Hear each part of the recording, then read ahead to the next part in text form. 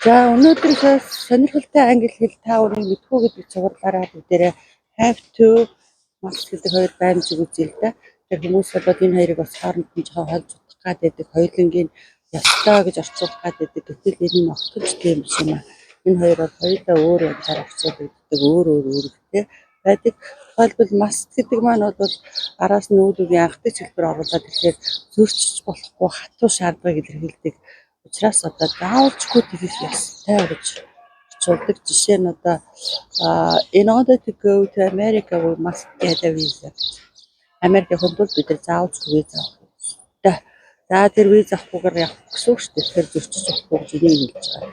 Гэтэл have to has to гэдэг баймж байна болохоор өгүүлэгч этгээд өөрөө нэг их айлтар хүсэхгүй байгаа ч гэсэн одоо нөхцөл байдал шаардж байгааг улмаас аргагүй юм үлдэж байгаа үйлийг илэрхийлдэг учраас нэгдүгээр биенээс бол тгий да одоо тэгдэл байх та гэсэн юм дурамжлын өнгө элсийг оруулдаг.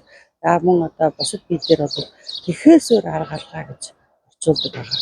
За тухайлбал одоо I have to go there гэвэл одоо би одоо тийш явахаас өөр арга алгаа явъя да одоо гэж орчуулдаг шүү дээ. We have to buy this book гэвэл бидний номыг авахаас өөр арга алгаа өөрөө нэг их хүсэхгүй байгаа ч гэсэн одоо нөхцөл байдал шаардж байгааг бол маш авахгүй болох юм байна л да гэсэн утгатай